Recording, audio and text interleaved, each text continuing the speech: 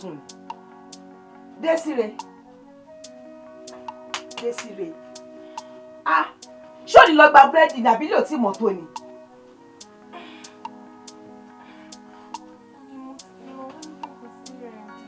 Ẹ ṣe lè wá tí mo ṣe kò tí lè dé lẹ́yìn. Dídé jàre, alásùwà lala. Alásùgbẹ́ gbàgbé. Ó yẹ kó o lè dúró ń bẹ̀ ìgbà tó dẹ̀ ti lè dúró yẹn ó wá sùn gbàgbé. Làwọn àgbàjọ́. Kó ìgbà tó bá brown díẹ̀ sí o. Gbogbo kó má fi ṣe gbogbo ẹ̀ṣẹ̀ white. Àǹtí ẹ̀yin náà ní dìde. Ṣé ẹ̀ ní fọmọ́ tẹ fi jẹun látàrí àwọn? Ṣé mi ní kí n lọ fabọ́ fún yín? Àbílẹ̀ ò tí mọ̀. Màá bẹ kó síta kó dìde o. Dìde o. Dìde kó kó abọ́ síta fún mi. Kó kábọ́ kó máa bọ́ tà. Àbí mi ní kí n fabọ́ fún yín. Dìde.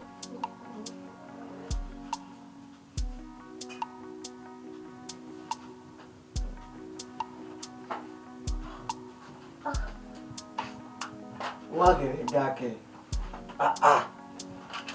Miss Jola olóhùn. Aago mẹ́sàn-án àbọ̀. Ẹ̀yin sì ń sùn. Ṣé ẹ wo níbi tó ń lọ láàárọ̀ ẹ̀? Iṣẹ́ lókà tí mo gbà ní jàre. Kí mo ṣe tó sùn lánàá, ó tó 12. Ó kàn yí lọ yí bọ̀ ni. Mo rò pé kí báwọn rojọ́ kàn fi sùn. Ṣé wọn kọ́ tá aago sàn sí ìṣá? Kí la gbé sọ? Aago mẹ́sàn-án àbọ̀. Aago mẹ́sàn-án àbọ̀? Tèmi bá mi. Kò tó mi nílé. Ó má dà máa yẹ jùlọ. Nǹkan kan tó kàn máa ṣe fíìmù báyìí nísìnyí wípé kó wọnú ilé yẹn, kó mú brush ẹ, kó fọ ẹnu ẹ, kó dẹ̀ mú aṣọ tó máa wọ̀ kó mú sílẹ̀. Èmi á lọ bẹ́ẹ̀ fi kẹ́ẹ̀gì máa lọ bẹ́ẹ̀ fi pọn mi. Àwọn kẹ́ẹ̀gì yẹn níbo ló wà? Èmi á lọ gbé yẹn sìn, máa lọ fi pọn mi wá fún ẹ. Kí n tó dé gbogbo nǹkan tí mo sọ fún ẹ kó ṣe gbogbo ẹ lẹ́ o. Ṣé ìjọba? Ṣé gbogbo nǹkan tí mo ní kó ṣe lẹ́ o? Okay.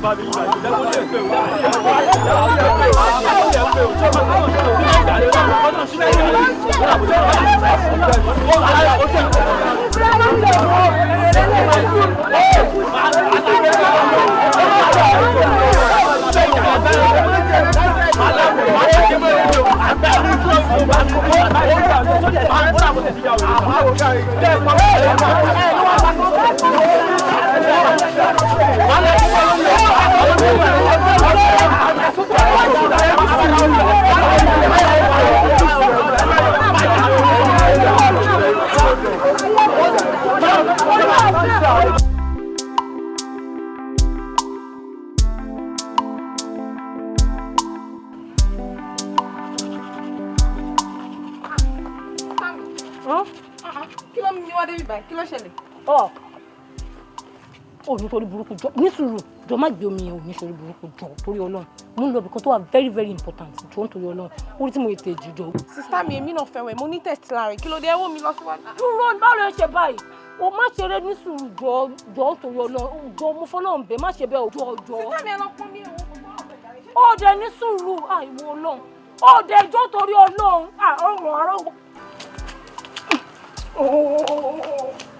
dúró wọ́.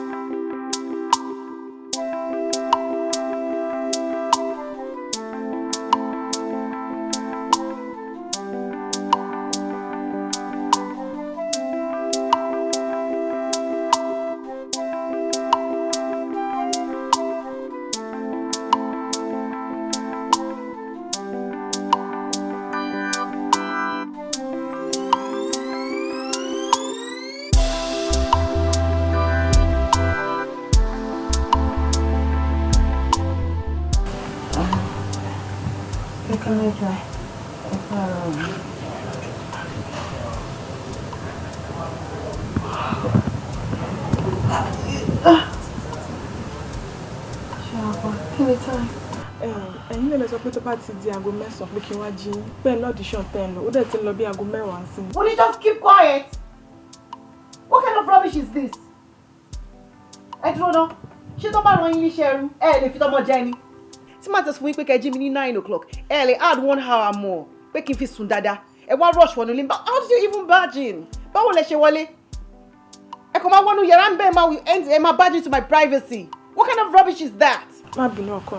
Jota lọkọ ẹ. We just get out of this place. Hey, come back here, come. Ṣé mo ní jẹun ni? Mo ní kí n padà lọ kẹ́ fi sùn díẹ̀ sí ni. Kí n fi sùn díẹ̀ sí i. Ó ti ró lórun ìyá. Ẹni tó ti wáyé tí ò ní nǹkan kan mí ṣẹ́jú kó máa sùn lọ àbí? Aunty Nika. Ẹ dúró. Kí ni mo ti ẹ̀ ń pè láǹtì fún náà? How old are you? Answer me, I said how old are you? Oh, lè dáhùn mo mọ age gbogbo record ẹ ni mo rí ngbà tó employ mi báyìí. Ojú tẹ́ òkè tábà calculate ẹ ò lè gba 10 years dán lọ́wọ́ mi. Lẹ́ ṣó fẹ́ bí mi ni. Why are you so disrespectful? How can you just walk into my house like that? Okay, let's just stay. I want milkshake first. Then the second one, mo fẹ́ I don't want anything. I don't want something heavy. I want noodles. You know how I like it. Mo fẹ́ kó wà plain. Má ṣe plain noodles wá fún mi o, okay? Kó bá mi fi carrots sí. Then I want my prawns, my shrimps, cabbage, and you can pull that, but kó má pọ̀ jù, okay? Then make it very nice and make it fast. And get out of this place now. Okay. Okay? Rubbish. She just disturbed my sleep. Oh, my Pinky. Look at you this morning. You look so gorgeous. How are you, Pinky? Oh, Brownie. Did you sleep well? Oh, my God. Look at you, Whitey. Pinky, Pinky, Pinky nosy. I love you so much, you know. Oh, my baby doomy jummy dummy doom doom jum jum chuku chuku chuku chuku. We're gonna go back to sleep now. Crazy woman.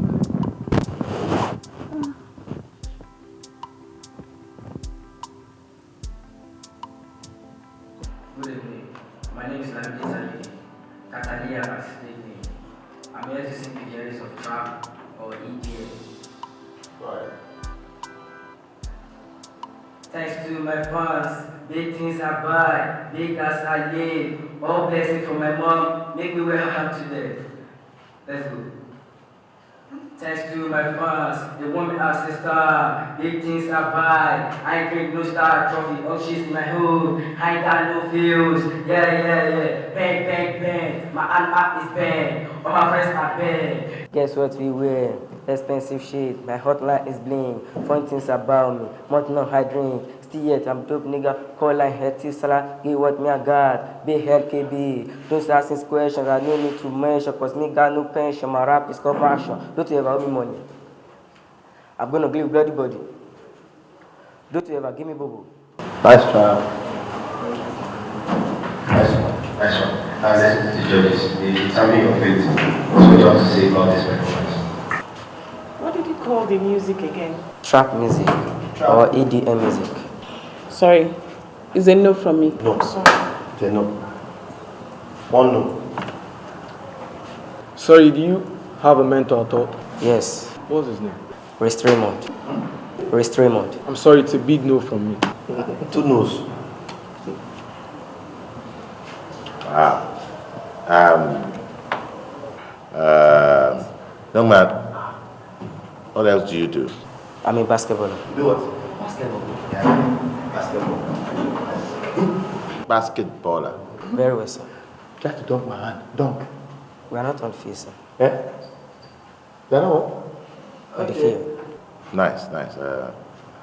You know what? You don't know how to sing. So don't just bother yourself. Go do something else. You should know. Say no for me. Thanks. Let's all go next time. Let me go on next place. Come here.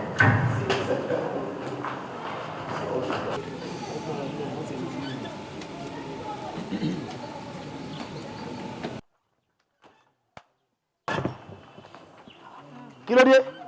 Ẹ pọ̀ sí ni. See, young man, ìwọ tó wọṣọ fún mi ẹ̀ mọ̀ bá wí o. Tẹ́nìkan bá tún dé ló bá kórúkọ lẹ́yìn ẹ̀ máa lé ẹ lé ni. No more entry. Ìyá ìwọ wọlé ń tiẹ̀.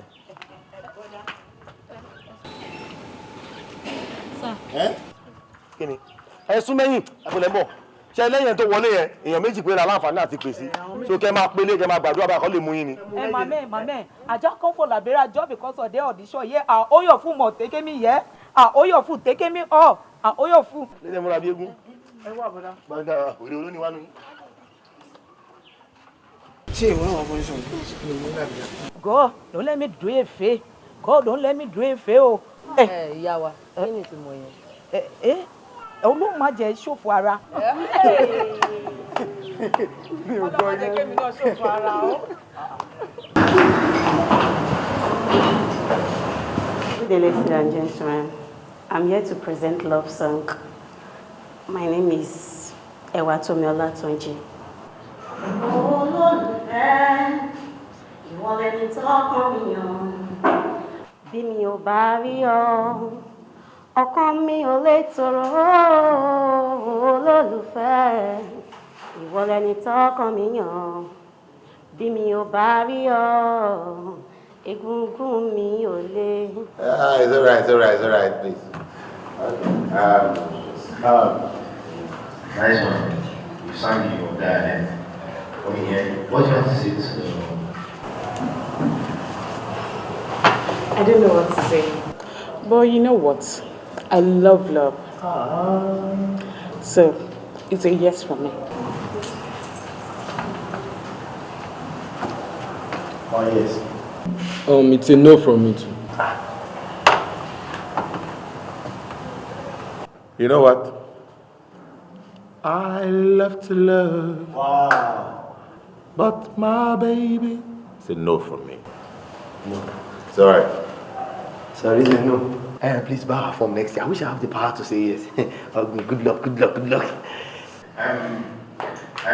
call the next person contestant.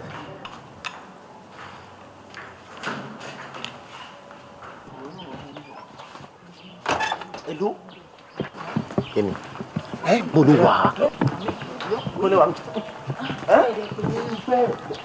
second to the last time wa automatic pẹ́ dé tí wọ́n ní wọ́n audition. Kí ló kó sí gbọ̀ngàn náà? Tí ẹ̀gbọ́n pọ̀lú jẹ̀rọ.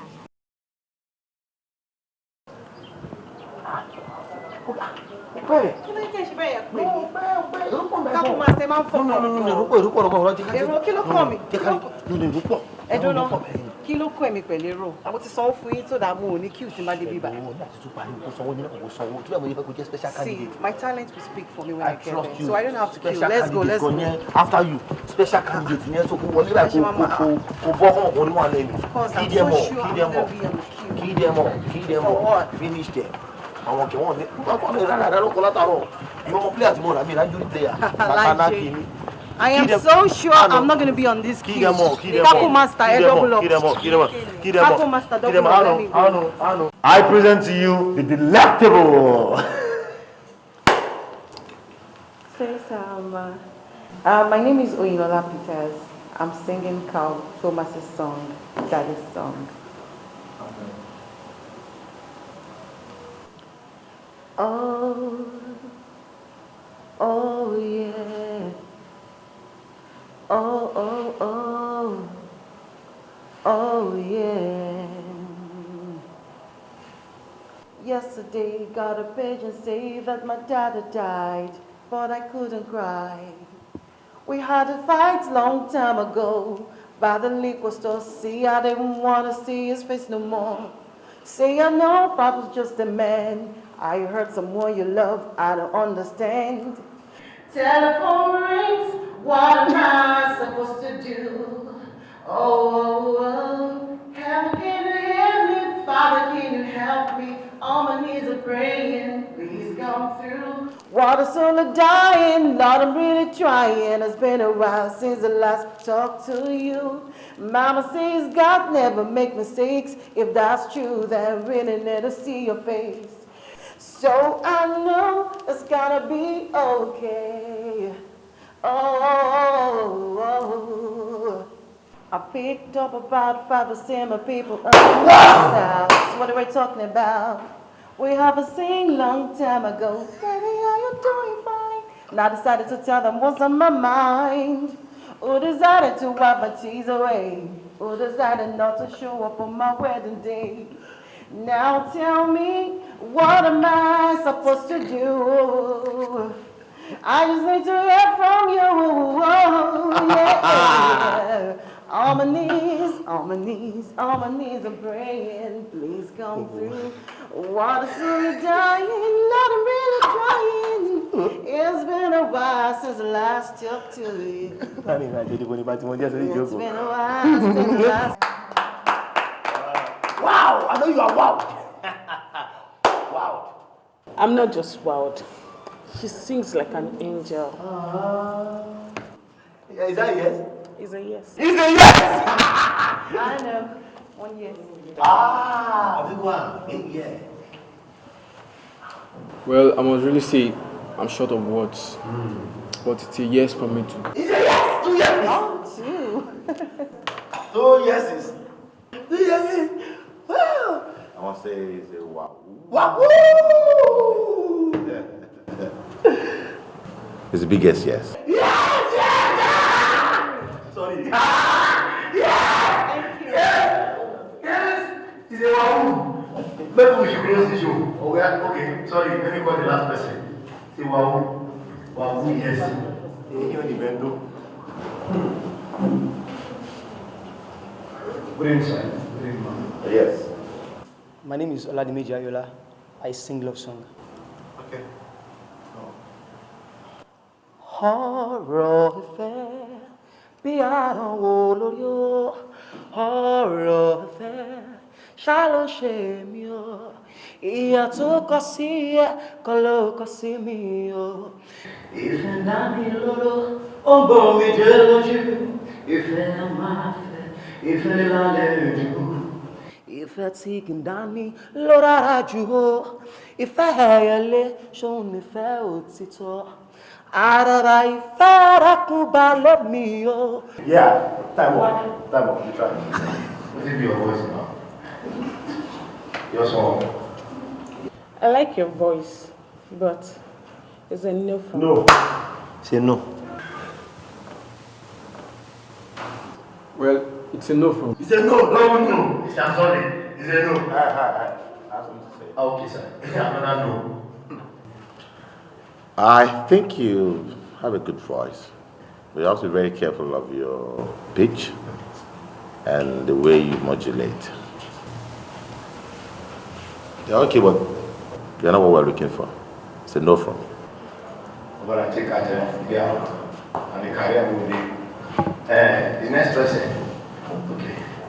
I think that's the last contestant, except you want me to sing for you. Wow. It's okay. It's okay. Ẹlẹ́dàá tó mọ̀ mí ló mọ̀ mí. Adẹ́ẹ̀dá tó mọ̀ mí mo máa jẹ́ o. Kẹlẹ́dàá sún mi báre ò láyé. Má mà jẹ́ ń bá wọn ṣèyàn láyé tí mo wá. Wow, nice voice. Thank you. Àwa tá wọlé gan, kò tó ẹ̀. What a pity. Ó jẹ́ sọ wá parí audition. Best luck next time. Pẹ̀lẹ́. Listen, baby. Èmi nígbàgbọ́ wípé gbogbo nǹkan tó ṣẹlẹ̀ yìí, Ọlọ́run mọ̀ sí. Ọlọ́run dẹ̀ fẹ́ jẹ́ kí a ní story sọ nígbà tó bá blow tán ni. Because èmi mọ̀ wípé ó máa blow lọ́jọ́ kan. We'll just key at it, make necessary arrangements and get someone in the studio. I'm going to waste time. I'll be feel. Ọmọ yẹn ní gbogbo qualities àti the next superstar. Yes. You tell you wait to get them one. It's all right. So, in my bathroom manager, so he could make arrangements. I just just want to hit studio. Huh? Yeah. Meanwhile, we'll have information to find later. So, fọkàn ẹ balẹ̀. Yes. Thank you very, very much. Ojú ọjọ́ dúdú, ojú ọjọ́ ti dàrú. I've been waiting so long, and I can find my love. Wherever you are, let me know. Right here. 'Cause my heart is searching for you. Ibo ni fẹ́ mi gbà lọ. Kó wálé o, kó wálé, kó wálé, kó wálé o.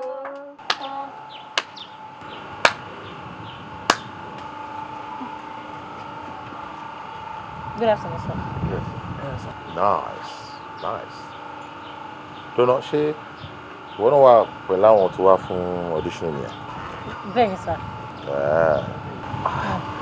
A ti dé tipẹ́ láti àárọ̀. In fact, a jí dé bíbá ẹni. Bọ̀ èrò pọ̀.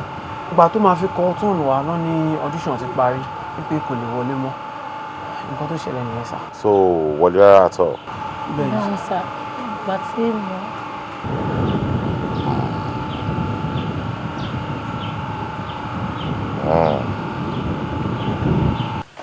So, ẹ̀ka fọ́ọ̀mù tí mo fẹ́ sọ yín dandan.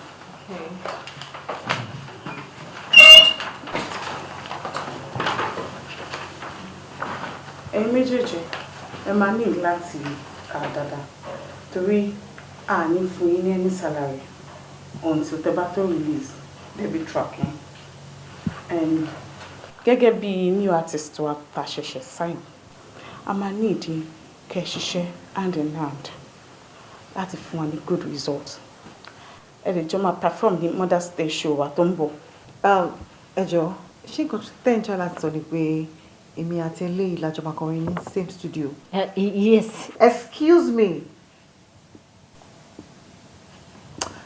Ẹ jọ̀ọ́ mà, nǹkan tí mo jọ láti sọ ni pé ṣé a jọ máa kọrin pọ̀ ní studio ni? Can I answer that? Okay, go ahead. You can. Okay, you see, policy one ní iléeṣẹ́ wa yìí, and for over 2 decades, which we are bare, and nothing will change it. I respect everybody here, and I expect you to respect each other too, and work hand in hand. You don't have a choice. So please, respect her. See her like your level. Hey, Jurayelo. What's here? Sir, ṣé èmi lè mú fún mi lọlé kí n tiẹ̀ kọ́kọ́ lọ digest kí n tó feel anything níbẹ̀? Yes. Ilé mo lọlé ìjọ tí mo expect kẹ́ sọ̀rọ̀ nípa ẹ̀yìn kẹ́ béèrè lọ́wọ́ mi tẹ́lẹ̀. But importantly, ẹ méjì ẹ máa perform Mother's Day show àti òǹbọ̀. Tuntun yẹn so ẹ lọ máa gbáradì hand in hand. You still insist? Hand in hand. All right, sir.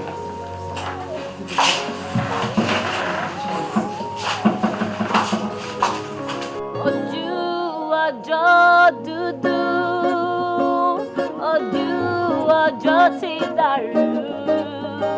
I've been waiting so long, and I can find my love. Wherever you are, let me know, 'cause my heart is searching for you. Born in Femi Balo. Koale, oh, koale, koale, koale, oh, koale, koale, koale, oh, koale, oh, koale, koale, koale, oh, koale, koale, oh, koale, koale, koale, koale, koale, oh, bewureba jelo, apada bo wale, oh, agutan ba jelo, apada bo wale, oh, ṣebile koko ntagbe, ṣóhun lagbe mi ke, oh, oromi oropuro sa, dákun tètè wálé, koale, koale, koale, koale, oh, koale, koale, koale, oh, koale, oh. I'm right here beside you. What's the improve, girl? Seriously. Now. Are you gonna try it? Oh, let's see. Do I have to? Do I have to? I'm proud of her, you know. Mama go. Oh, one All right. Mama, 1 minute. Okay, no problem. Yeah. I think now you're set for the show. You're good for the show now. Yeah. Seriously. Yeah. Wow. But let me just give you one more skill to run. Say do, re, mi, fa. Wow. I'm proud of you there. Now you're set, man. This is cool. I'm blushing. Yeah, I'm seriously. I'm so happy. Wow.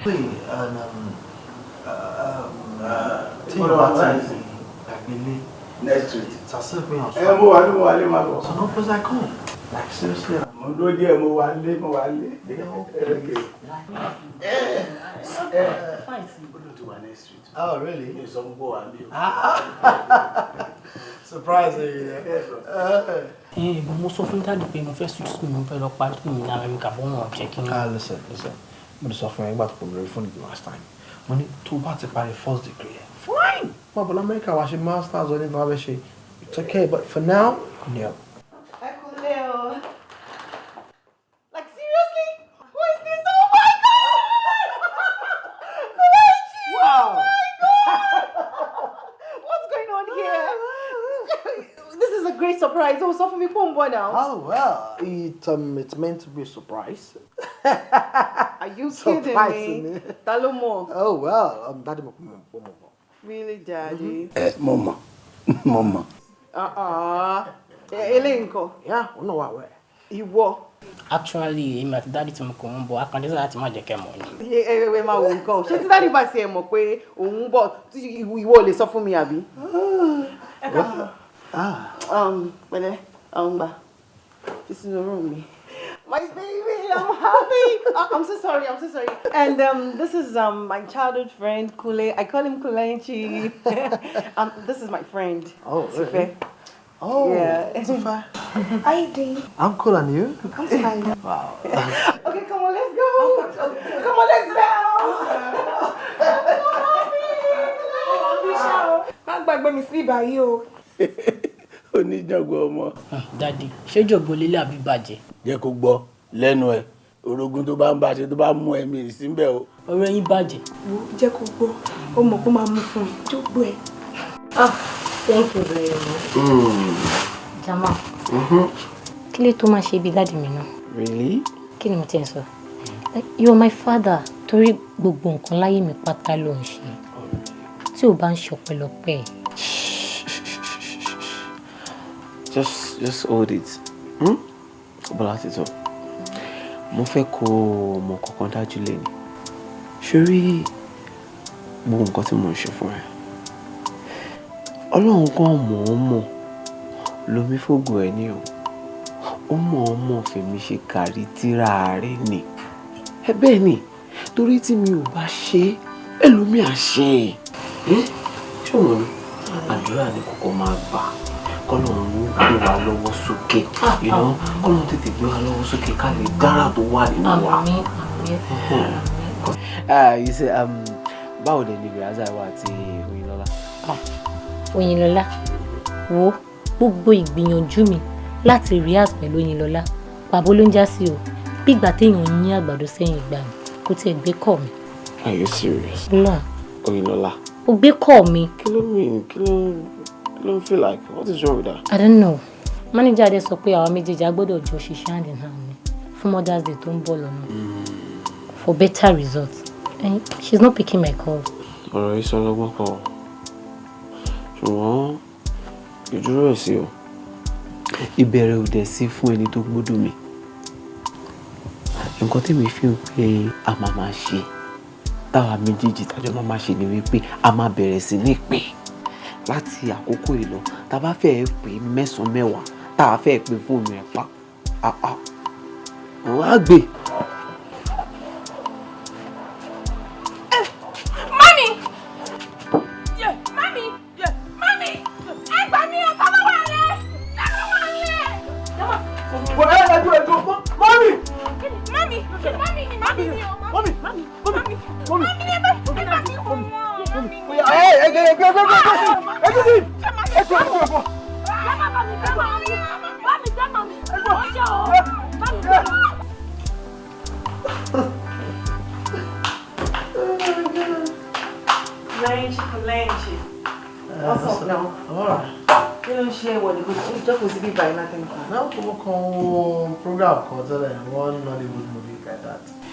Fún mi wà interesting but like.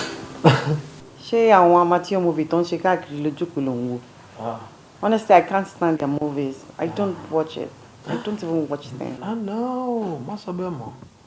It's important pé amateur movie ló máa keep away from boredom abroad. Because I máa miss ilé gan and tá bá tún àwọn film yẹn, a máa rántí ilé and it takes us away from boredom. Wow. We watch them almost every time and we appreciate them. Our guys didn't try. It's just that more notice about it. I think they need more investors like corporate bodies and all. Come on, invest in industry, like about companies don't share equipment to manufacture equipment that are cheaper for us, so they have the right equipment for the right job. So they're trying for real, and so they're trying. Come on, investors, they will do better. Interesting. You sounded like a movie maker already. Oh well. Abi, you want to join one? Why not? And you can be one of their investors. Creative industry, got to buy investors, but there's every tendency to pay turnover and all that. Yeah, we have got the next program. Oh, we call it. That. Just forget about it. New sounds. Check out my sorrow. Oh, give me more problem, girl. Honestly speaking, what's in the new sounds? More than my block line. Can you book belay now? Anyway. One riffraff, don't you pay our méjèèjì pọ̀ fún Mother's Day show tó fẹ́ ṣe ni. Ó dẹ̀ bẹ̀rẹ̀ sí ní máa pè mí. Wọ́n ní a jọ máa ṣe rehearsals, then a máa jọ lọ sí studio. Honestly speaking, I can't see myself. I can't imagine myself in a studio without riffraff. Ó ní láti rán ọmọ yẹn.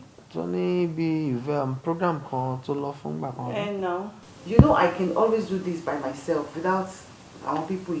We need láti everybody who's látara. I can't stand that. Why imagine came at a studio in the same booth kama kọrin? I won't be able to sing. I can't. You don't get it.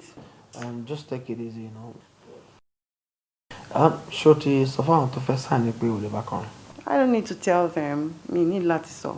I can always achieve my dreams myself. Of course, I only want to use their platform láti fi launch around into the industry. You understand? I can always make my dreams come true myself.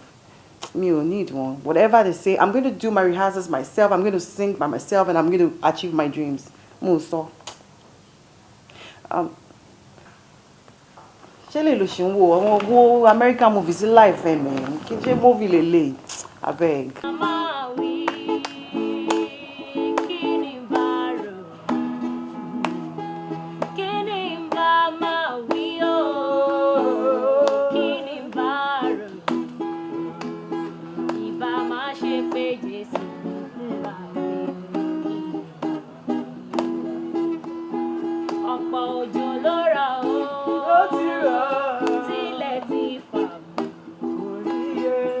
ọ̀pọ̀ ìjì ló jà ó afẹ́fẹ́ ayé ti fa àwọn èèyàn lọ ọ̀pọ̀ nǹkan bí ló ti ṣẹlẹ̀ láyé ọ̀pọ̀ ẹ̀mí ṣáà ló ti sọ ìbá má ṣe pé Jésù bàbá mi kí ni bá máa wí kí ni bá máa wí kí ni bá rò kí ni bá máa wí kí ni bá máa sọ.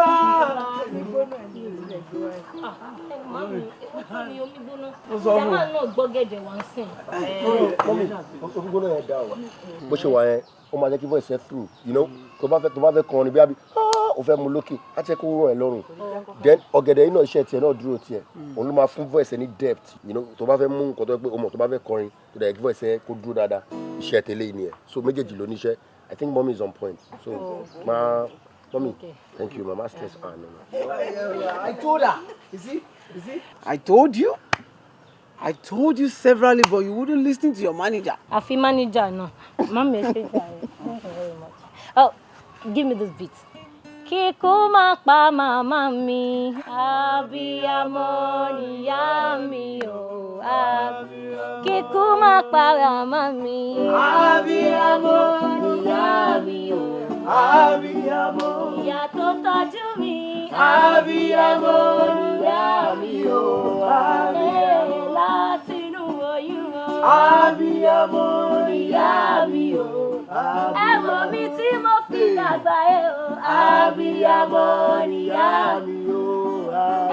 Kíkú má pa yèyé mi o. Abiyamọ níyá mi o.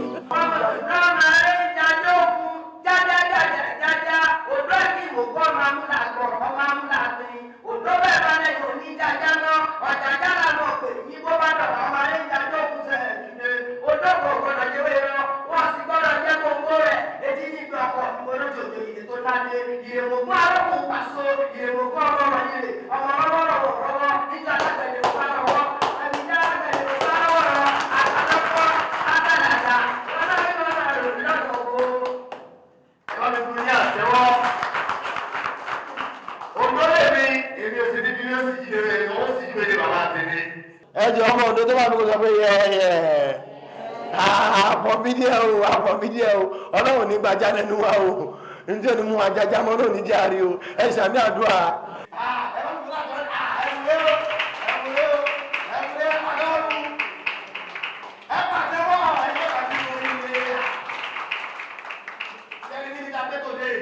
ní báyìí ká tó máa bẹ́tẹ̀ lọ kó má dà padà gbogbo ẹ̀ sórí ọ̀rọ̀ nìkan ẹ jẹ́ ká pe ẹni bí ẹni èèyàn bí èèyàn èèyàn pàtàkì èèyàn jàǹkàn tó kó gbogbo àjọ tó ṣe agbátẹrù tó kó àjọ lónìí ẹjọ tí bá ṣe pé orúkọ ọjọ́ máa pa àtẹ́wọ́ ẹ má jẹ́ kó dún ẹkún èèyàn lè kọ́ lè pa ẹ pa àtẹ́wọ́ ẹjọ ọba mi sí ọ̀rẹ́ ẹgbẹ́ wọn dìde àwọn mi sí aládéjọ mọ́ọ̀tì ẹgbẹ́ wọn gbàgbọ́ fún wọn àwọn ọlọ́pàá yìí yà bàbá kẹ́mi lọ́wọ́ ẹ ṣé gan o mo dúpẹ́ pàtàkì jùlọ fún ẹ̀yin tí ẹ wá tí a pè mo dúpẹ́ gidigidi lọ́wọ́ àwọn màmá wa tó ń wà níkàlẹ̀ lẹ́ni ẹ jẹ́ bá ń pàtẹ́ fún gbogbo màmá tó wà nílẹ̀.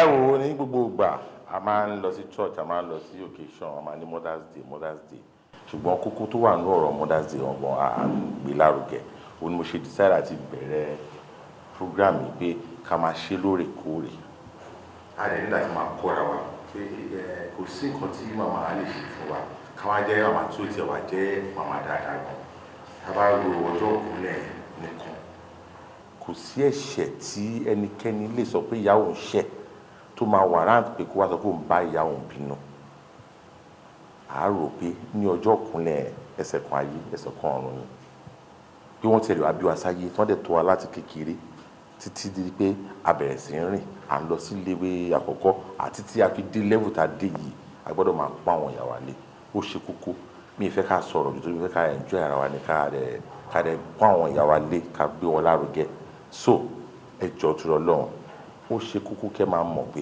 ìyá ni wúrà ìyá ni jígí ìyá ni ohun tí a gbọ́dọ̀ máa pọ́n lé ní ìgbésí ayé wa bí a ṣe wà níbi àní pé ẹ wo gbogbo wa tí àwọn ìyá bá ń wò sí wa ká máa rí bẹ́ẹ̀ ni pé àwọn náà ti dọmọ kékeré gbogbo ara máa gbẹ̀yìn ìyá wa o a ní fọwọ́ ara gbọmọ sùn ẹ̀yin yàtọ̀ wà ń bì ẹ jẹ wọn mọ pẹ́pẹ́pẹ́pẹ́ kò dẹ̀ níjó yín lẹ́nu o ẹ ṣe gan.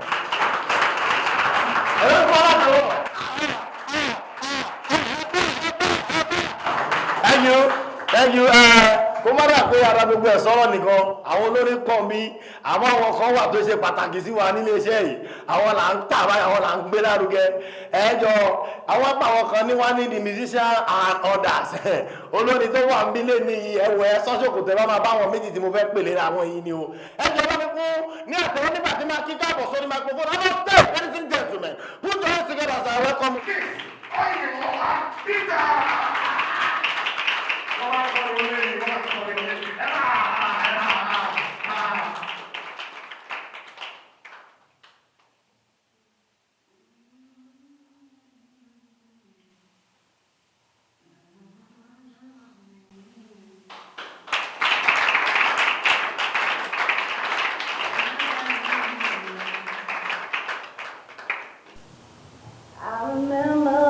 When I was a child, I didn't know my right from my wrong.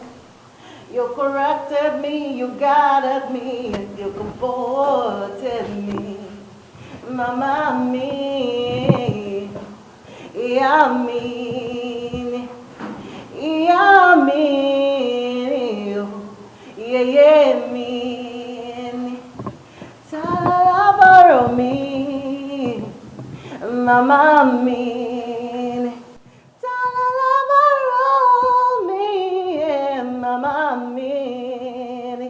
Lọ́jọ́ mo rí jẹ ìyá mi ni lọ́jọ́ mo rí mú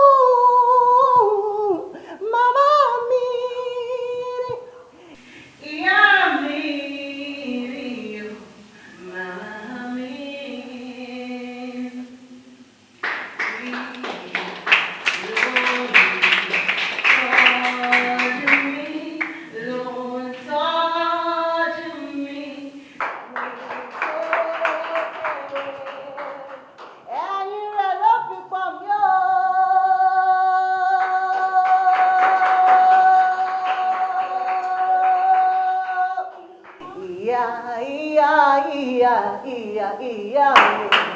ìyá ni wúrà iyebíye.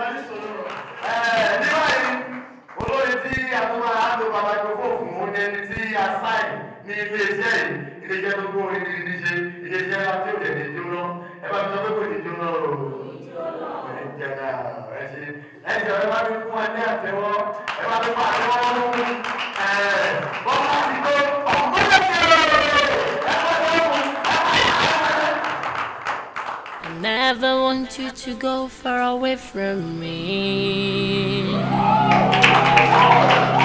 Never want you to leave me alone.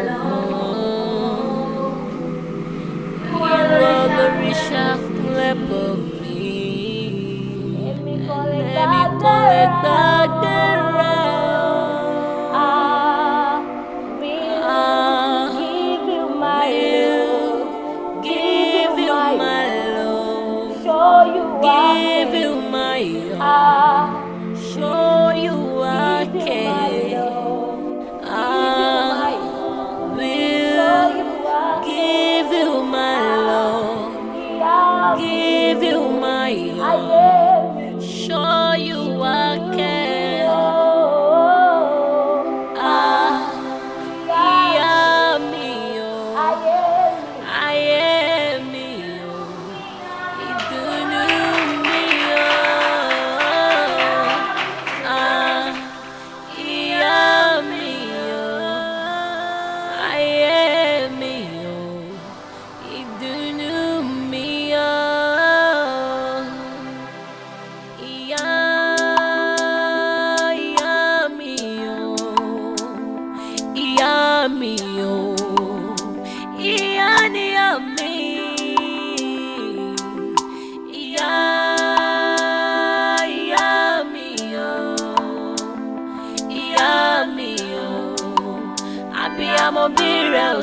o. Ẹ bá mi pè ìyá o. Ìyá mi o. Ìyá mi o. Ìyá mi o. Ìyá ni ìyá mi o. Ìyá mi o. Ìyá mi o. Abiyamọ bí rẹ̀ ò sí o. Bí mo bá ń ké lóru ọ̀gànjọ́, ìyá onílé sùn kò nílé o, a máa kọrin fún mi. A ní yéké yéké ọmọ òye yéké. Ìyá mi o, ìyá mi o. Ìyá lólùgbọ́wọ́ mi tí ń tọ́jú mi ní kékeré. Ẹ̀yìn rẹ̀ ló fi pọ́n mi. Ìyá kú iṣẹ́ mi. Ẹ bá mi pè ìyá o. Ìyá mi o. Ìyá mi o. Ìyá ni ìyá mi o. Ìyá mi o. Ìyá mi o. Ìyá mi o. Abiyamọ bí rẹ̀ ò sí o.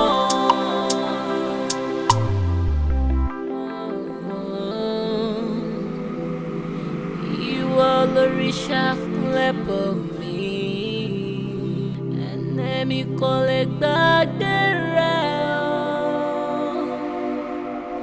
I will give you my love, give you my all, show you I care. I will give you my love, give you my all, show you I care. Ìyá mi o, ayé mi o, ìdùnnú mi o. Bóòlù, ajé wa. Kò sáájú kankan, ìwọ kọ́ ṣòtà.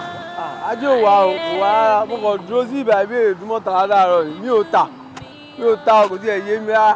Anyway, ṣé o ti wá nǹkan jẹ? Ebi ń pa mí seriously, mi ò jẹ́ anything látàárọ̀. Kí ló máa ń jẹ báyìí? Ṣé ibẹ̀ wá rice? Anything is table. Àbí bẹ́rẹ̀ àtẹ̀wà? Àkàrà màmá ẹ̀ ló lè yẹ̀ jẹ́ àkàrà tó tọ́ ni. Ọmọdé kí ni mo fẹ́ ṣe lórí ọ̀rọ̀ ẹ̀ báyìí torí Ọlọ́run sí àbí irú. All right, thank you. Ẹ̀kọ́ ti fún mi ẹlẹ́fun yàn nọ́mbà ẹgbẹ́ fún ṣètì látàárọ̀ èèyàn ẹ̀ṣẹ̀ jádàánú kúrò ẹ̀ṣẹ̀ ẹ̀ lò ẹ̀ ń rẹ́rìn ẹ̀ ń smile. Sísá mi, ta lẹ́ni tó pè é? Mi mọ̀, ó ní òun Mr. Kunle pé òun rí mi ní event the last time. Bọ̀ báwo ló ṣe ní nọ́mbà yẹn? I don't know. Nọ́mbà ló wá hard báyìí láti. Ẹ wo, ẹ̀yin lẹ mọ̀, èmi kàn ní kí n mú fún wa fún un. All right, thank you. Wo Kunle. Ó tán. Wo Kunle. Ẹ pè Mr. Kunle tó sì sí lórí fún ẹ̀yin dẹ̀kọ́lẹ̀ fún wọn nọ́mbà o. Ẹ ti rí o bó ṣe máa ń bẹ̀rẹ̀ lélẹ́yìí o. Dàmá lórúkọ mi ó sọ mí di Kunle. Bóyá Kunle lẹni tó bá sọ̀rọ̀ tán sí. Àṣírí ẹ̀ ti tú lẹ́sẹ̀kẹsẹ̀ kò tiẹ̀ pẹ́ rárá. Jamal, listen, torí pòun ló bá mi sọ̀rọ̀ tán sí. Owó Bọ́lá ti tó. Sorry, má bínú. Bóyá jẹ́ ká wà kọ́ ìwà lọ. O ti inspiration ti sá lọ nígbà tó ti sọ mí di Kunle.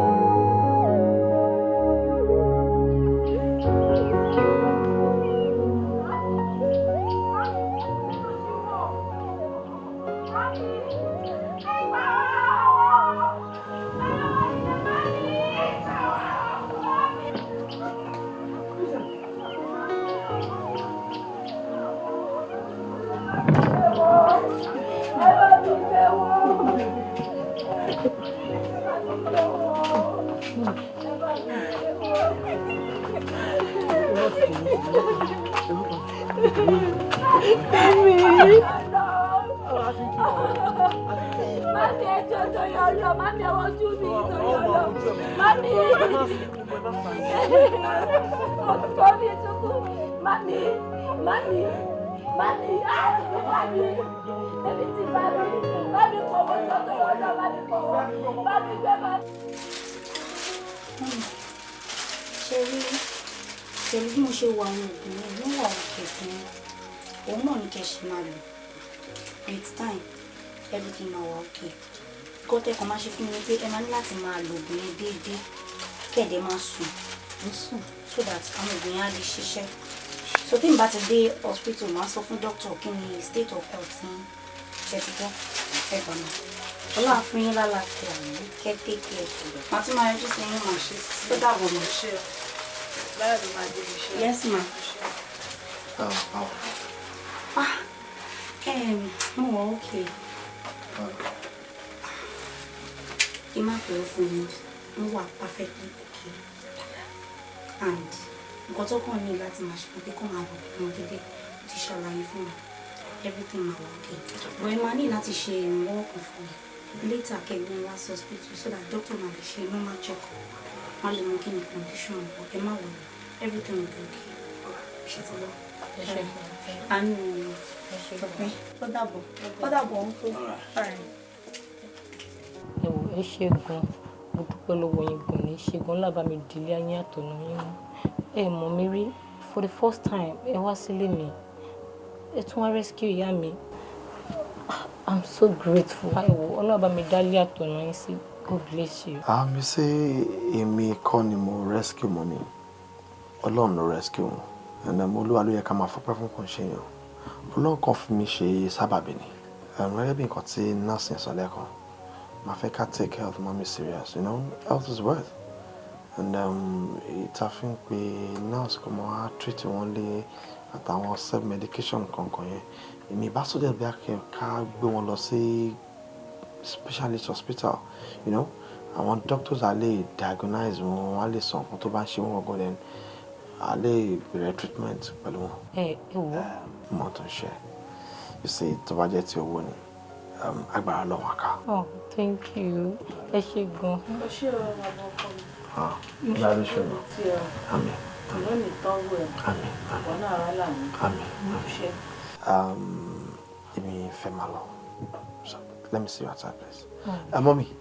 Ó dàbọ̀ ma. Mommy. I never want you to go far away from me. I never want you to leave me in the alone. You are the reshuffle of me. And let me call it the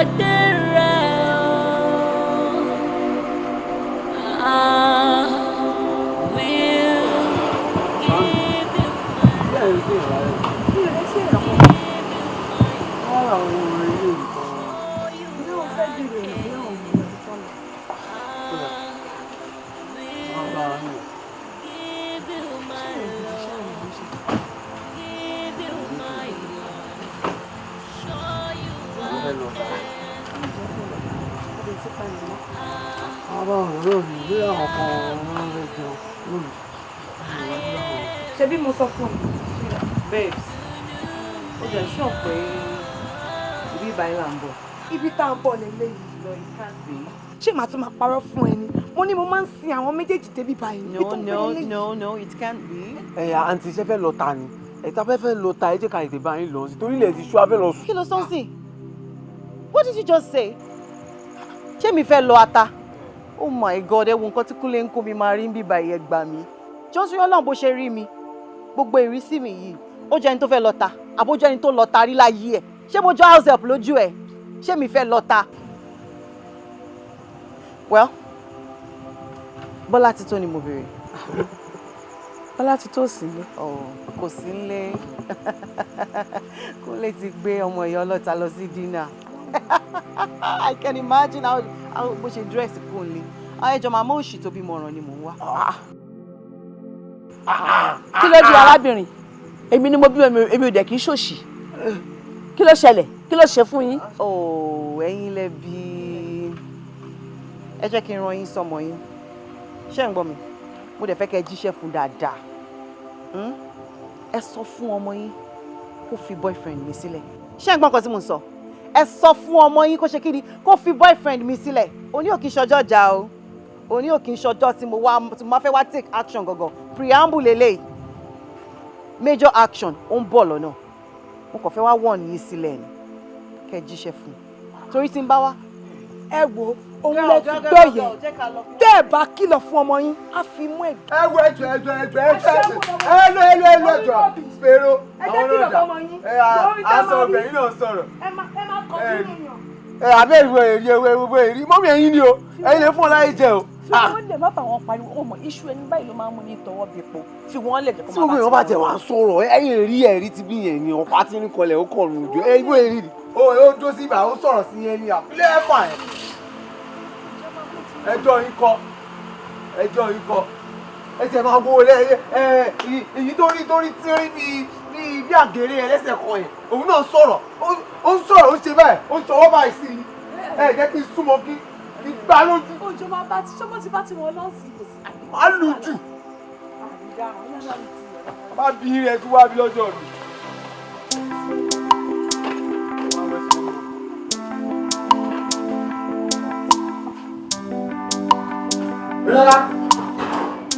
Bíọ́lá.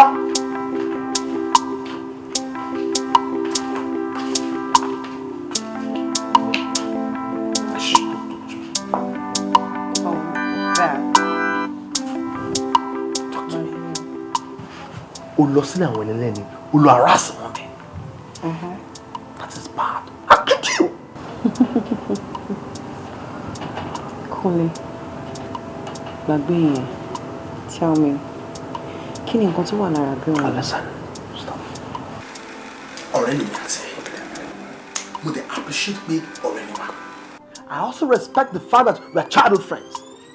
Má fi ìfẹ́kúfẹ́ má fi da ọ̀rẹ́ mi àti ẹ̀.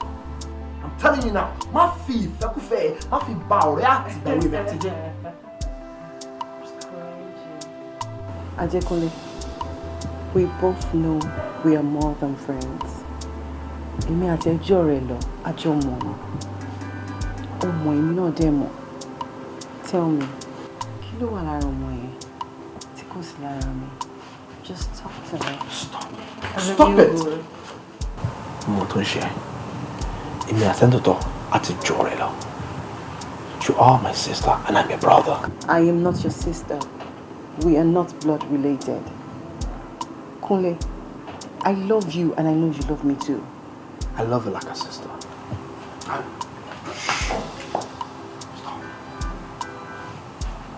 Why are you doing this to me? Please don't resist me.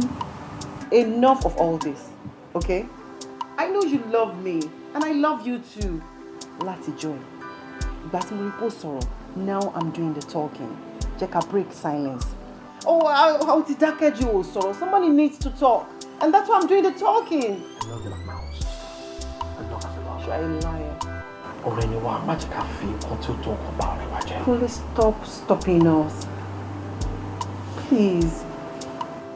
Ọ̀rẹ́ ìgbàwé mi ni ẹ. And I respect you for that. Okay.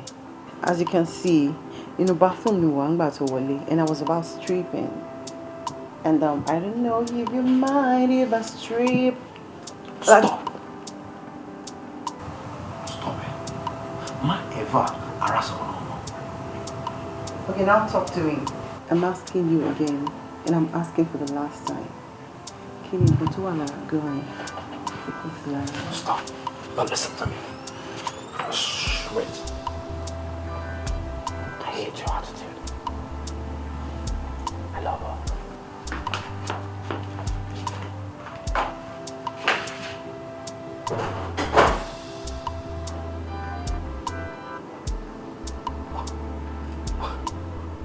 What did he just say? He loves her. No! No! No, my God, no! Oh, Jesus!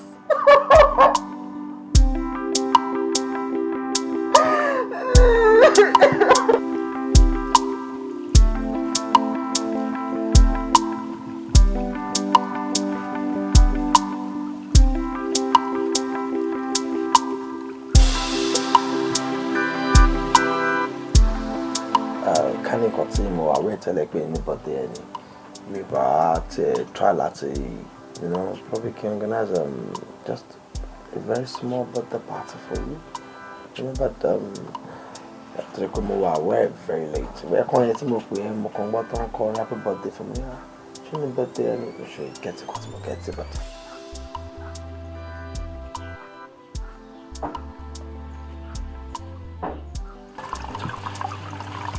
Mommy, I'm sure. Jama. Ma. Bọ́ọ̀lù. Mo okay. Náà wá pẹ̀lú. Àmọ́. Ojú ni tí. Àmọ́. Ọ̀nà ayọ̀ àlà fún ẹ. All the same, I'm saying happy birthday to you. Thank you. You're welcome. It's like, Jama. Afa. Jama. Jama.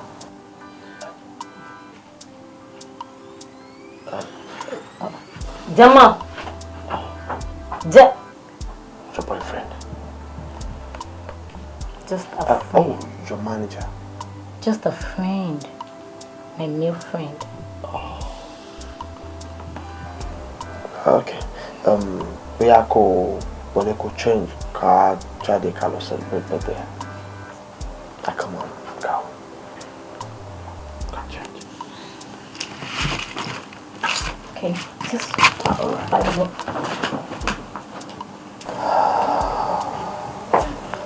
I'm liking this girl.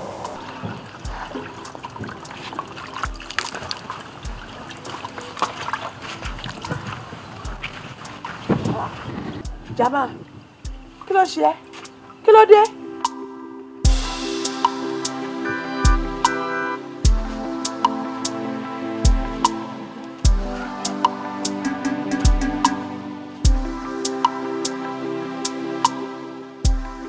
Mama, kí ni mo sọ fún yín last time tí mo wá síbí báyìí? Mo bá rí. Bọ́mọ yín wí màmá. Bọ́mọ yín wí. Kí ló dé náà? Ìgbà tẹ́ mọ̀ pé bímọ nítọ́. Bá ti má bímọ rárá ẹ bá ti yàgàn. Kẹ́ ẹ má bímọ. Kò lè jọ mí lójú torí a gbọ́ nínú ìtàn wípé ẹ̀yin gan èrè yàn bá yín wí. Ìgbà tẹ́ ẹ̀tẹ̀ sí rí yàn bá yín wí lè bọ́mọ yín wí. Ẹ gbọ́ mi. Ẹ bá mi bá ọmọ yín sọ̀rọ̀. Kó fi boyfriend mi sílẹ̀. Ṣé gbọ́? Kó fi boyfriend mi sílẹ̀. Ṣé gbọ́ kan tí mo sọ? Ẹni kó fi boyfriend mi sílẹ̀. Boyfriend mi o àti ọmọ yín wọ́n sí ní same level. Class wọn yàtọ̀ pátápátá. Ẹ gbọ́ bó ṣe jìnnà rí òkè sílẹ̀ báyìí. Popsi mi máa ń play orin kan. Mo like orin yẹn bàjẹ́bàjẹ́.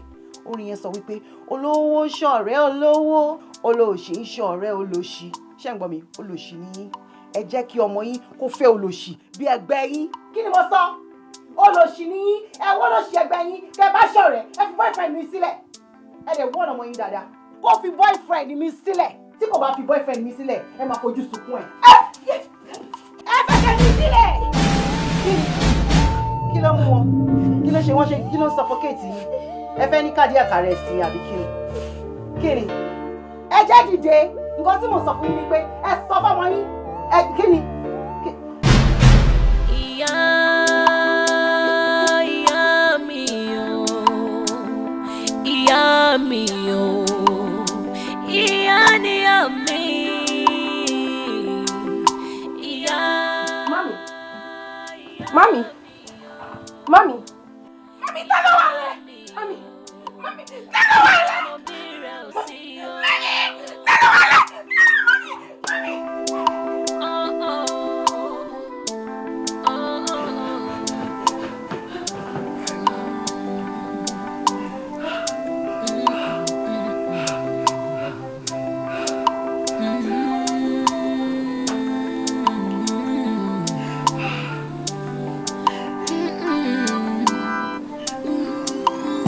Mi pé ìyá o.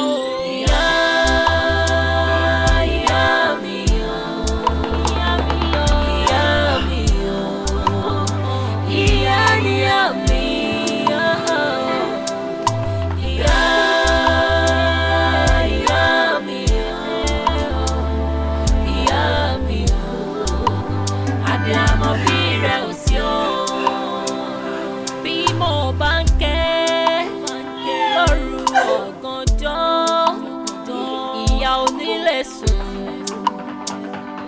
onílé o, a máa kọrin fún mi.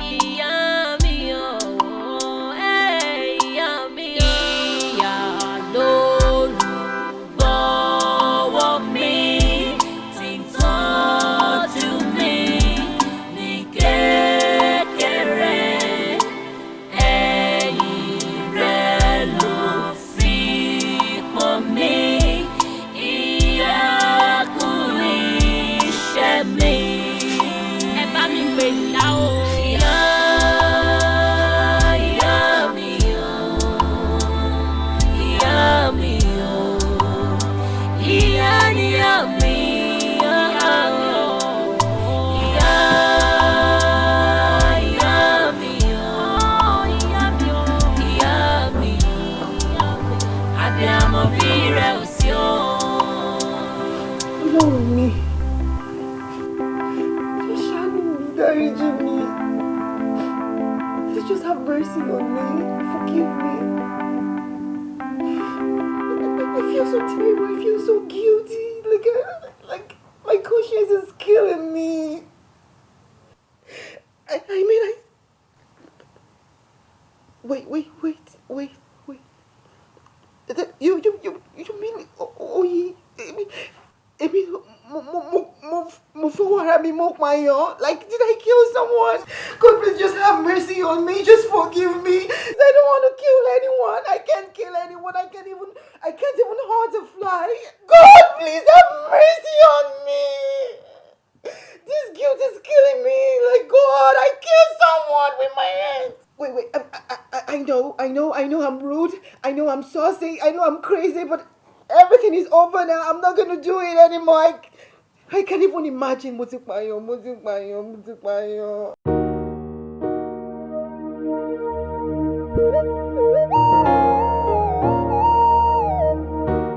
So, fọkàn ẹ balẹ̀. Yes. Thank you very, very much. Ojú ọjọ́ dúdú, ojú ọjọ́ ti dàrú. I've been waiting so long, and I can find my love. Wherever you are, let me know. Cause my heart is searching for you. Ibo ni fẹ́ mi gbà lọ. Kó wálé o, kó wálé.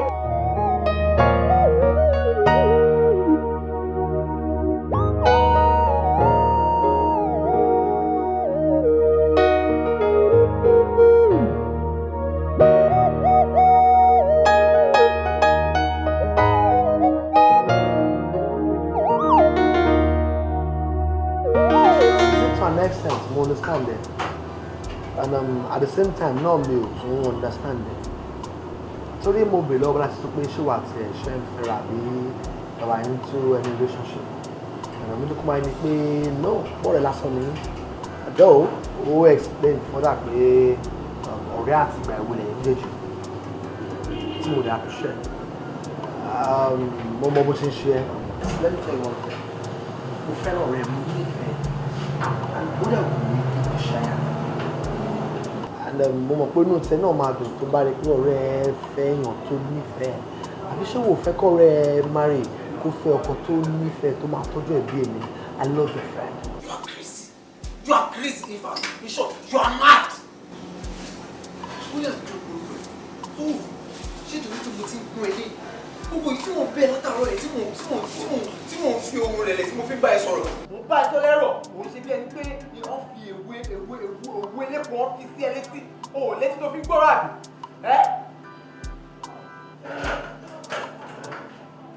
Jama. Olórí Yorùbá. Kí ló jama mi fún? Kí ló jẹ́ jama mi? Mo ní kó má jama mi mọ́. Kí ni problem ẹ náà? Bísí já sọ̀rọ̀ bí ọkùnrin sọ́kùnrin náà. Má bà mí sọ. O ò lẹ́ẹ̀lẹ́sìn rẹ̀ àná. Èmi máa kọ́ ẹ̀ wá gbọ́n. O lórí ẹ̀ òpin. Èmi á kọ́ ẹ̀ wá gbọ́n.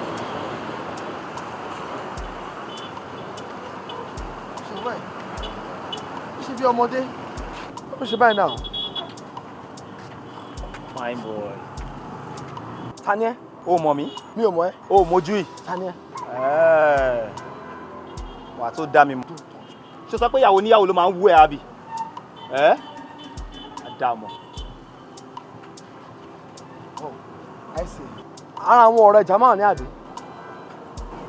Snake. Boss. Àdàmọ̀ láìpẹ́. Gbọ́.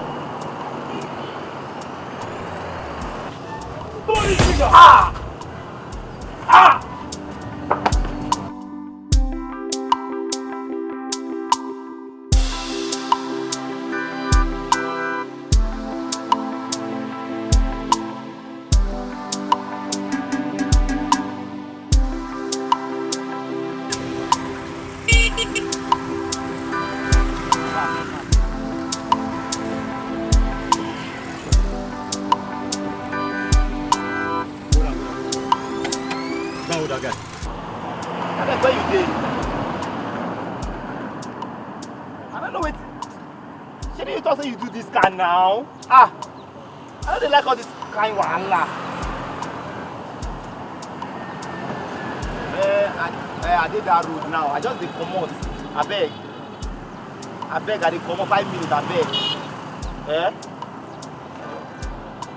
Well,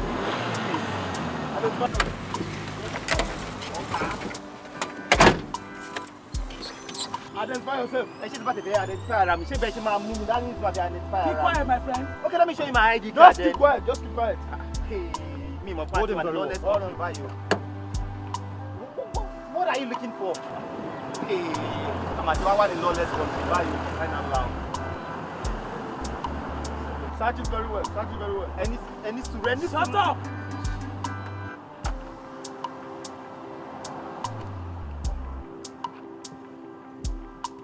Open your boot. Open your boot. Where you can stay here.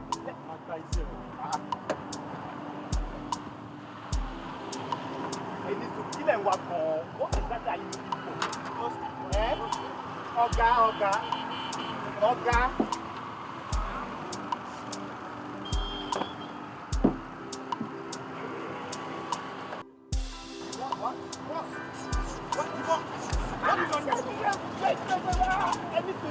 Wait, I can explain now. Oga, wait. Make I explain now. I feel explain. Oga, I feel explain now. Hold him very well. Oga. Oh, yeah. Drag him inside. Oga. Every week, you better want to. I feel explain now. Wait.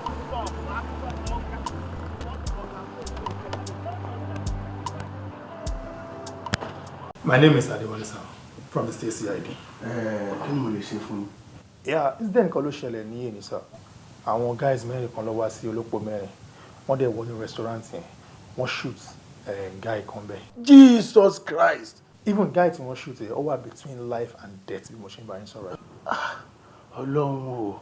So bá ṣe máa wọnú mọ́tò tí guy yẹn gbé wá láàrin pé mọ́tò yìí ni sir. Mọ́tò tèmi. Bẹ́ẹ̀ ni sir. Àwọn mọ́tò mi ló wà ń ta ìyàtọ̀ fún kan tí Kúnlé ti gbé jáde lọ látàárọ̀. That's the name sir.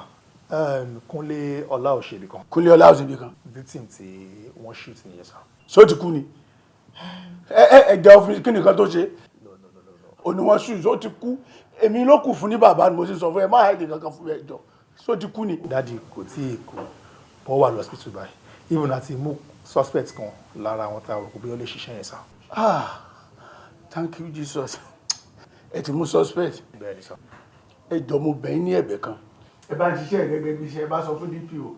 Ẹnikẹ́ni tí ìwà ajé náà ẹ bá símọ́ lórí, èyí tó bá kù ní ìgbésẹ̀ ilé ayé ẹ jọ̀ọ́ inú ẹ̀wọ̀n ni kẹ́ ti jẹ́ kó lò. Kí ni yẹn?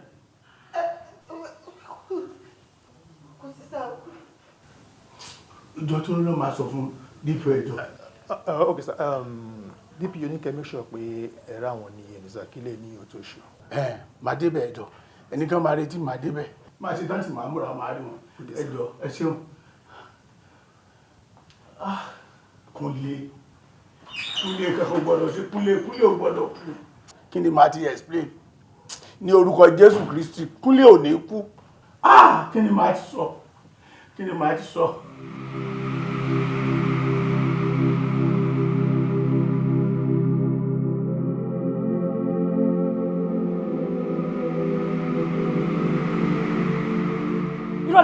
System, you're a murderer. Stop calling me a murderer. Báwo ló ṣe máa gbẹ̀mí lápá yẹn mi ẹ̀gbọ́n ẹ̀? I mean, I can't kill my friend. You know Kule now. You know how dear he is to me. I can't kill him. Kí lè lè pamọ́ fún? Ṣé mi ò rí bó bẹ́ẹ̀ ń jealous àwọn àtìlẹ́yìn bọ́lá títún yẹn ni? Àbí mi ò fẹ́ tí mi gbọ́ gbogbo àtẹ́sọ̀ gbé iṣẹ́ ti pa ènìyàn nìyẹn.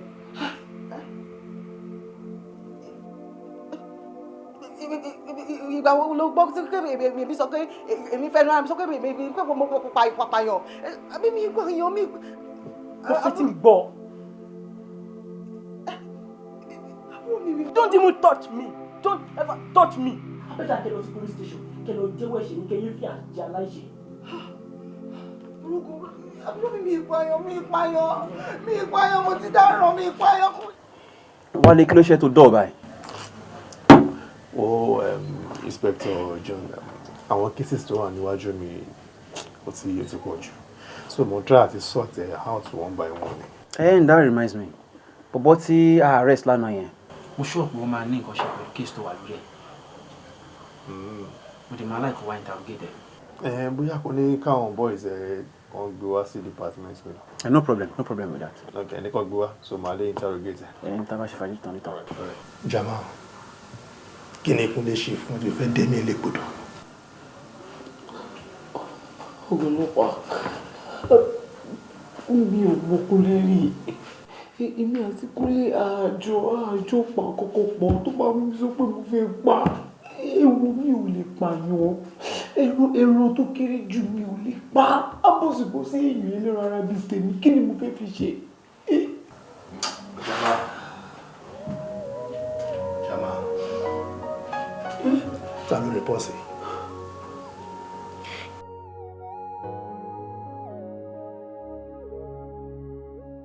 Kí ni pọ́sẹ̀ ń ṣe níbi tí wọ́n ti yìnbọn mọ́ Kúnlé? Ní olóko mẹ́rin ní restaurant. Kí ni pọ́sẹ̀ wà níbẹ̀? I don't know anything. Mi ò kúkú pé. Restaurant tó wà ní olóko mẹ́rin tí wọ́n ti shoot Kúnlé. Kí ni pọ́sẹ̀ wà níbẹ̀? Ọ̀gọ̀lọ́pàá, mi ò mọ Kúnlé rí. Mi ò mọ rí. Kò sí kókó tó fẹ́ gbẹ̀gbẹ̀ àti èpọ̀. Àìṣọ́rẹ́. Now Jamal, just tell me the truth. So talk fún mi. Kí n bá lè help ẹ. Mi ò mọ rí.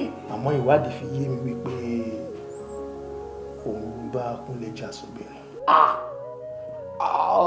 Rárá, ìsọkúsọ lọ sọ ẹ̀ tó bá yẹ pé lórí ọ̀rọ̀ lóbìnrin dé ìsọkúsọ ni ó. Kúnlé bó ṣe wà ẹ́ ọ̀rẹ́ mi ni.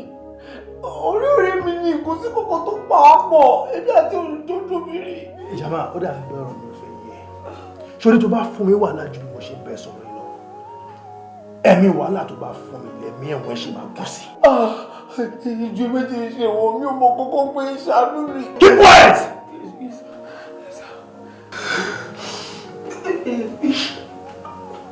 Tó bá ṣe tó àti jẹ́wọ́, ó ní kó ránṣẹ́ sí mi.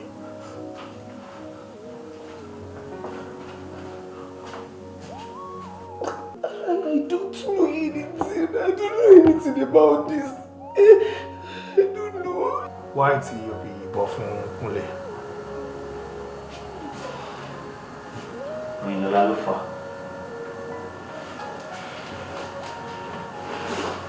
Now, tell me. Kí ni nǹkan tí Oyin ṣe fún ẹ? Láti bí ọdún 4 sẹ́yìn, òun lèmi àti ẹni tí ń fẹ́ra wa. Mo dẹ̀ nífẹ̀ẹ́ Oyin gidigidi gan.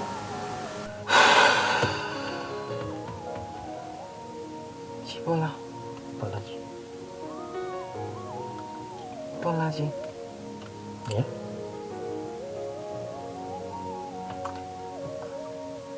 Ó dàbí ẹni pé ìgbà ìkẹyìn tí mi àti ẹ̀wọ̀n ayọ̀ lélẹ̀ kò kí ń ṣe ti kú o, kò dẹ̀ kí ń ṣe tààrà. Ìgbà ìkẹyìn. Kí ló mean? Kí ló ń jẹ́ ìgbà kẹyìn tá a máa yẹra? Kí ló dé? My boyfriend is coming from the UK. And my friend Coco to come between us. So I want us to put an end to this relationship. I want us to put an end to this relationship. Your boyfriend is coming from the UK. So, wọ́n sọ fún mi pé ibi tí relationship 4 years, my hands is lele. This guy is more than a boyfriend. We've been friends from childhood. Ọ̀rẹ́ mi àti kékeré ni. It means a lot to me. Please, you can do it. Don't touch me. Kí ló dé tó fẹ́ believe nǹkan tí mo sọ fún ẹ? Because it's unbelievable. Bọ́lájí, please, I need to drive now. Get out of my car. I should get down from your car. Bọ́lájí, get down. From your car? Get down! Take it cool. I should get down. Close my door.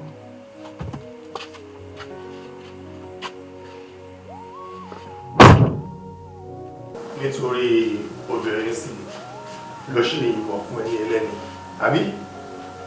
Torí ẹni o. Pé mi lè gbà kan gbá ìyàwó afẹ́sọ́nà mọ́ mi lọ́wọ́. Ó lè gbà kan gba ìyàwó afẹ́sọ́nà mi lọ́wọ́. Ló ṣe ìbọn fẹ́ ẹlẹ́ni. That's mad. Sí àwọn ẹ̀rọ ṣe sọ. Ẹ̀wọ̀n wọn báyìí, wọn ló máa kú sí.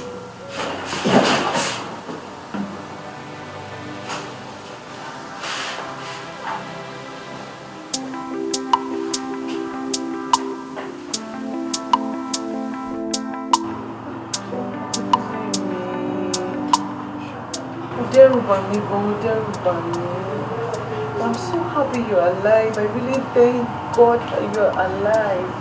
Ah, you will imagine. You will imagine in this childhood friend. I'm so happy. Check him out. I forgot. Do you need anything? No. You fell.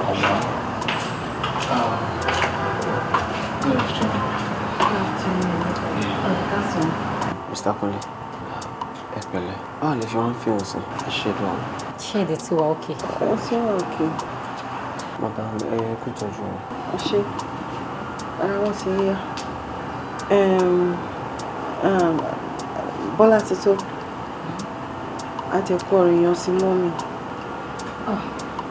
Ọlọ́run ní jẹ́ ká ríro ẹ̀ mọ́. Thank you.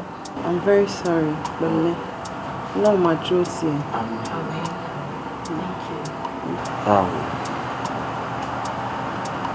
Fẹ́ tọrọ kankan lọ́wọ́ gbogbo yín. Kí ni?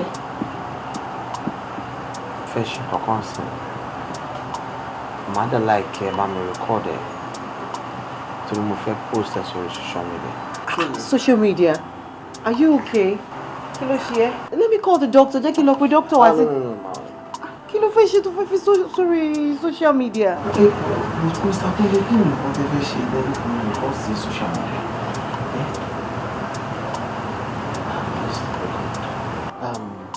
Mr. Kunle, ṣé mo pé ọkùnrin lè mi?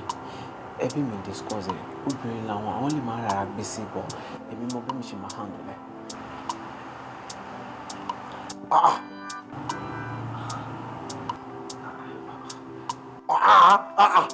Kí ni gbogbo eléyìí náà? Kí ni gbogbo rádaràda eléyìí náà? Ẹ̀dẹ̀ sọ pé ara yóò yà ṣé kàn mí ló wà nù yẹ̀wò kọ́tẹ́ ìgbéjáde jẹ́ ní máa rìkọ́dù. Mi ṣe máa báyìí máa rìkọ́dù ló eléyìí. Irú rádaràda ò ní ẹgbà fún mi máa fọ́ mọ́lẹ̀ o. Àti ọ̀gá ara yóò yà ṣé kàn mí ti ẹ̀dùn ṣú. Leave me alone. Leave me. Fi mi sílẹ̀, má gbé mi ṣubú. Will you marry me? Me? Oh my God. Zokule! Me? Oh my God! I'm recording. Sorry. My eye is you. Oh my God! Oh my God! Oh my God! I can't believe this! Oh my God! Mr. Kunle, I'm so happy for you. Baby, come please. You need to come. Oh my God!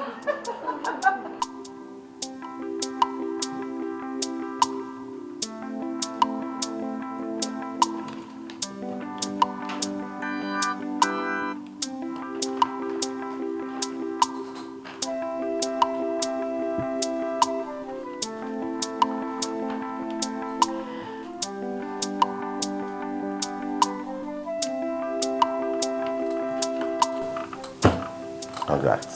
Thank you, sir. Thank you, sir. Thank you, ma'am. Thank you very much.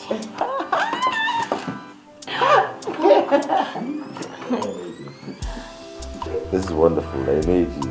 In fact, everybody is saying, Abi, only for the conjure for things of more life. Often she literally drop it. Say what you need.